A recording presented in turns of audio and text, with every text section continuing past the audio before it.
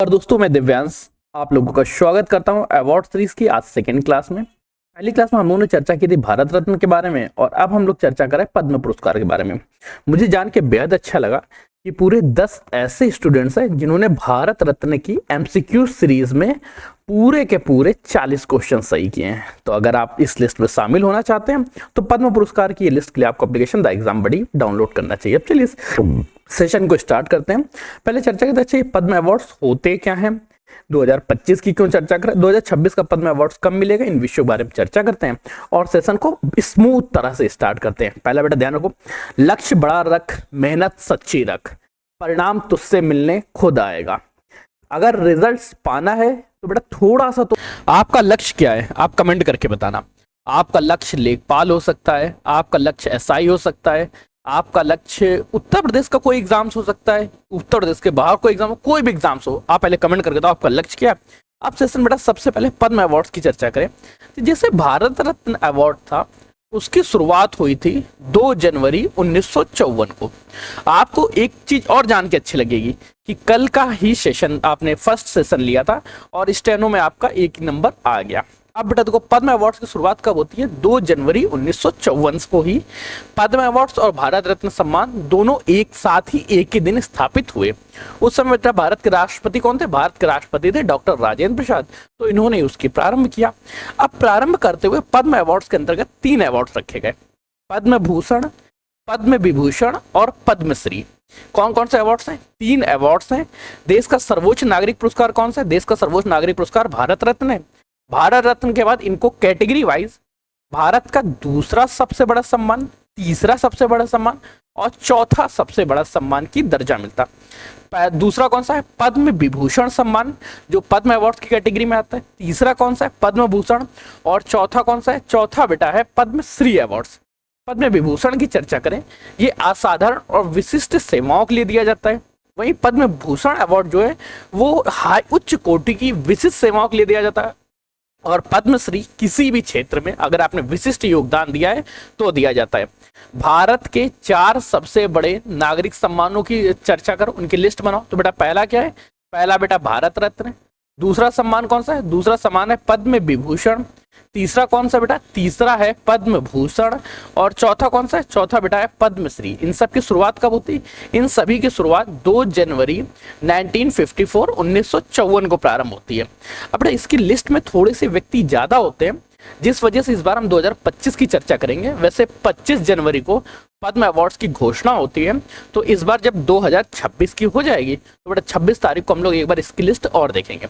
इस बार 2025 में चर्चा करें तो 139 लोगों को पद्म अवार्ड्स मिलते हैं, जिसमें पद्म विभूषण के लिए 7 लोग नामित होते हैं, पद्म भूषण के लिए 19 लोग और पद्मश्री अवार्ड्स के लिए 113 लोग।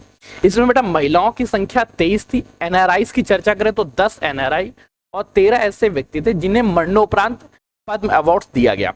साथ ही साथ 2 ऐसे कपल्स भी थे जिनको युगल में ये अवार्ड्स दिया गया। अब बेटा सेशन इसके बाद चर्चा करते हैं। सबसे पहले पद्म विभूषण अवार्ड्स के बारे में। पद्म विभूषण अवार्ड इस बार कितने लोगों को दिया गया था, पद्म विभूषण अवार्ड इस बार बेटा 7 लोगों को दिया गया था। कितने लोगों को बेटा, 7। पद्म विभूषण अवार्ड बेटा इस बार कितने, 7 लोगों को मिले। किसको बेटा, मिसेस कुमुदनी कालखिया जी को मिले, जिन्हें बेटा मिला आर्ट सेक्टर्स के। ये है कहां से, ये बेटा गुजरात राज्य से संबंधित है। इसमें से बेटा ध्यान रखो जिनका भी गुजरात का एग्जाम है तो इनका नाम तो उन्हें याद ही रखना है। अगर मेडिकल जगत की चर्चा करें, चिकित्सा जगत में श्री ध्रुवरी नागेश्वरी रेड्डी जी को इस बार पद्म विभूषण अवार्ड्स मिला। जस्टिस जगदीश सिंह खेरकर जी को पब्लिक अफेयर्स में मिला, जो कहीं चंडीगढ़ से थे। आर्ट कला के क्षेत्र में श्री लक्ष्मी नारायण सुब्रमण्यम जी को भी मिला, जो कर्नाटका से संबंधित है। और श्री ओ सुजुकी की चर्चा करें जिन्हें मरणोपरांत दिया गया ट्रेड एंड इंडस्ट्रीज का, और श्रीमती श्रद्धा सिन्हा को मरणोपरांत दिया गया कला के क्षेत्र में, जो बिहार राज्य से आती है।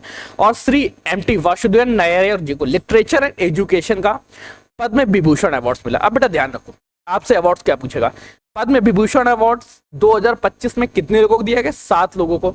इन 7 लोगों में से 2 लोगों को मरणोपरांत दिया गया, 5 लोगों को वर्तमान स्थिति में दिया गया। जिन्हें मरणोपरांत दिया, इन 5 लोगों में से क्या है, इन 5 लोगों में से 3 लोग बेटा आर्ट एवं कला क्षेत्र से आते हैं, एक बेटा पब्लिक अफेयर से आते हैं, एक ट्रेड से आते हैं और साथ ही साथ एक लिटरेचर से आते हैं। ठीक है, ये बेटा पॉइंट्स ध्यान रखना। दो लोगों बेटा क्या दिए, दो लोगों को मरणोपरांत दिया गया। मरणोपरांत दो जो दिया गया वो बेटा किसमें से आते हैं, वो भी कला क्षेत्र, एक कला क्षेत्र से आते हैं ठीक है, और एक व्यापार ट्रेड एवं इंडस्ट्री से आते हैं। ये बेटा डिटेल और थोड़ी सी याद रखना। कैसे कैसे याद रखना। पद्म विभूषण अवार्ड कला क्षेत्र में कितने व्यक्तियों को मिला, इस बार कला क्षेत्र में 3 व्यक्तियों को मिला। मिसेस कुमुदनी लखनिया जी को, श्री लक्ष्मी नारायण सुब्रमण्यम जी को और श्रीमती शारदा सिन्हा जी को।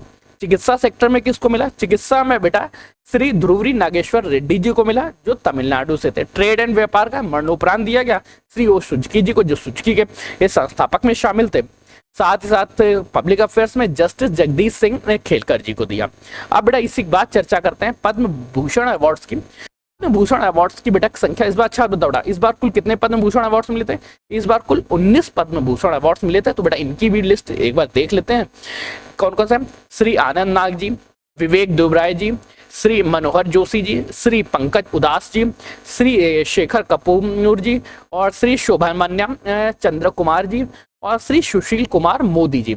अब इनमें मरणोपरांत किनको किनको दिया गया था, उससे पहले एक और लिस्ट और, श्री युंग लियू जी और श्री सीताराम जिंदल, श्री पंकज पटेल, श्री राम बहादुर राय, श्री ओलंचर राजगोपाला जी और श्री कुनंदन व्यास जी। इनको बेटा पद्म भूषण अवार्ड्स मिला। साथ ही साथ इसमें याद रखना इस बार एक विदेशी भी व्यक्ति हैं जिन्हें भारत में पद्म भूषण अवार्ड से सम्मानित किया गया। वो कौन है, श्री यंग लियू जी जो ट्रेड एंड इंडस्ट्री सेक्टर से, और इन्हें ताइवान में रखे। एक ऐसे विदेशी वे नागरिक जिनको पद्म भूषण अवार्ड से सम्मानित किया गया उनका नाम क्या है, यंग लियू जी। इसके साथ ही बेटा डिटेल याद रखना मरणोपरांत इस बार किसको दिया, इस बार बेटा मरणोपरांत ये 4 लोगों को दिया गया, श्री विवेक देवराय जी को, मनोहर जोशी, पंकज उदास और सुशील कुमार मोदी जी को। ये बेटा डिटेल और याद रखना। फिर बेटा हम चर्चा करते हैं पद्मश्री अवार्ड्स के बारे में भी। पद्मश्री अवार्ड्स कितने वैसे पद्मश्री अवार्ड्स की चर्चा करें तो इस बार पद्मश्री अवार्ड्स कितने लोगों को दिया गया, इस बार बेटा पद्मश्री अवार्ड कुल 113 लोगों को दिया गया। अगर आपकी इच्छा हो तो 113 लोगों की पीडीएफ में आप लोगों को अवेलेबल करा दूंगा, आप लोग देख लीजिएगा। लेकिन इसमें जो इंपॉर्टेंट डिटेल्स है, जो मुख्य महत्वपूर्ण चीजें आपको एग्जाम में पूछी जा सकती हैं, उनकी यहाँ चर्चा कर लेते हैं। जैसे बेटा कौन कौन से विदेशी व्यक्ति थे जो भारत के नागरिक नहीं थे, उन्हें इस अवार्ड से सम्मानित किया गया। श्री अजय वी भट्टे जी जो यूएसए के नागरिक हैं, इन्हें साइंस एंड इंजीनियरिंग सेक्टर में पद्मश्री अवार्ड से सम्मानित किया गया। ऐसे श्री चैतन्यन जी की चर्चा करें जो फ्रांस से संबंधित हैं और इन्हें भी साइंस एवं इंजीनियरिंग सेक्टर का पद्मश्री अवार्ड से मिलता है। श्री जोशान मस्टी की चर्चा करें, ब्राजील के हैं, इन्हें पद्मश्री अवार्ड से सम्मानित किया गया। श्रीमती शेख अली अल शबान जी हैं जो कुवैत की हैं, इन्हें पद्मश्री अवार्ड से सम्मानित किया गया। इसी तरह श्री स्टेफन कैनेप जी हैं यूएसए के, नितिन नोहरिया यूएसए, इनको भी बेटा लिटरेचर एंड एजुकेशन। अब बेटा देखो आपसे इंपॉर्टेंट हो जाता है लिटरेचर एंड एजुकेशन सेक्टर में पद्मश्री अवार्ड इस बार किनको किनको मिलता है। लिटरेचर एंड एजुकेशन सेक्टर की चर्चा करें, श्री स्टेफन कैनेप और नितिन नोहरिया, दोनों नाम याद रखना है, दोनों में से कोई भी नहीं भूलना है, दोनों आपसे पूछा जा सकते हैं। योगा सेक्टर, अब बेटा योगा एक नया सब्जेक्ट आता है जिसको हमारे प्रधानमंत्री श्री नरेंद्र मोदी जी बहुत ज्यादा सपोर्ट करते हैं, तो इनसे संबंधित प्रश्न पूछे जा सकते हैं। किरण व्यास जी फ्रांस के नागरिक हैं, पद्मश्री अवार्ड 2025 से इन्हें सम्मानित किया गया। अब बेटा उत्तर प्रदेश की अगर आप चर्चा करें, आपका यूपी का एग्जाम लगाए तो यूपी तो आप भूल ही नहीं सकते हैं। उत्तर प्रदेश में अगर पद्मश्री पद्म भूषण की चर्चा करें तो पद्म भूषण अवार्ड साध्वी रीता बारिया जी को दिया गया, किसका, सोशल वर्कर्स। राम बहादुर राय जी को दिया गया, गणेश शास्त्री द्रविड़ जी को दिया गया, श्याम बिहारी अग्रवाल जी को दिया गया, साथ ही सत्यपाल सिंह बघेल को दिया गया। ये बेटा पद्मश्री अवार्ड से इन्हें सम्मानित किया गया, तो इनकी डिटेल्स मत भूलिएगा, ये आपके एग्जाम में। अब छोटे छोटे की फैक्टर्स की पॉइंट्स की तरह बेटा पढ़ते हैं। जैसे खेल सेक्टर में पद्मश्री अवार्ड किनको दिया गया, खेल सेक्टर में पीआर श्री जेस जी को दिया गया, आई.एम. विजयन जी को दिया गया। आर्ट एवं कला में किसको दिया गया, आर्ट एवं कला में बेटा पद्मश्री अवार्ड श्री अशोक सफर जी को दिया गया, विजयनाथ मल्लम जी को दिया गया। इसी के साथ बेटा ये लिस्ट कंप्लीट करते हैं। और बेटा एक चीज ध्यान रखना, ये जो बेटा की फैक्टर्स हैं इनको बेटा ज्यादा यहाँ से ध्यान रखना। सबसे पहले इसकी पात्रता कौन कौन है, जल्दी बताता हूँ, कौन कौन से व्यक्ति योग्य होते हैं पद्मश्री अवार्ड पाने के लिए। कोई भी व्यक्ति हो सकता है, लेकिन वो गवर्नमेंट पर्सन नहीं होना चाहिए, साथ ही साथ किसी भी पीएसयू का कर्मचारी नहीं होना चाहिए। इसके अलावा इसमें बेटा जैसे गवर्नमेंट सेक्टर में कोई डॉक्टर्स है, वैज्ञानिक है, इनको बेटा छूट दी जाती है। प्रक्रिया क्या है, 1 मई से 15 सितंबर तक लोगों को नामित किया जाता है और इसकी घोषणा कब होती है, इसकी घोषणा होती है 25 जनवरी को। इस बार बेटा 25 जनवरी को हो सकता है भारत रत्न सम्मान की भी घोषणा हो और पद्म अवार्ड्स की भी। अब बेटा गैप रूल्स की चर्चा करो। उच्च पुरस्कार के लिए 5 साल का कार्यकाल देखा जाता है कि लास्ट 5 सालों में आपने कौन कौन से महान कार्य किए हैं। इसको बेटा कहाँ पे वितरण किया जाता है, इसका वितरण बेटा भारतीय राष्ट्रपति भवन में होता है। अच्छा, आप लोगों में से जो भी राष्ट्रपति भवन का विजिट करना चाहता है तो वो विजिट भी कर सकता है इस बारे में, ठीक है। साथ ही साथ अवार्ड्स में क्या, अवार्ड्स बेटा इसमें एक मेडल मिलता है। मेडल के बारे में तो आपको कंफर्म ही होगा। लिमिट क्या है, एक वर्ष में ज्यादा से ज्यादा 120 लोगों को बेटा सम्मान दिया जा सकता है। अब 120 लोगों में भी बेटा देखो, इसमें जैसे विदेशी नागरिक हटा के और मरणोपरांत हटा दिया जाए तब 120 की गणना हो जाए। मेडल की डिटेल के इसके बेटा बीच में कमल का फूल बना होता है। अब बेटा ये पूरा आज का सेशन रहा। सेशन कैसा लगा आप लोग कमेंट सेशन में कमेंट करके बताइएगा। साथ ही साथ अवार्ड सीरीज की इस कंप्लीट लिस्ट से जुड़े ये बेटा कुछ क्वेश्चंस दिए गए जिनका आप जवाब दे सकते हैं।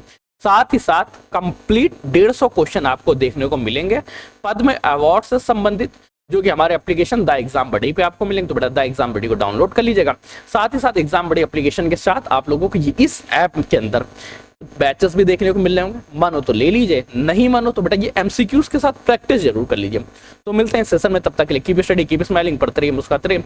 पढ़ाई मुस्कुराहट एक साथ अच्छी लगती है, अकेले में दोनों अधूरे। तब तक के लिए धन्यवाद दोस्तों।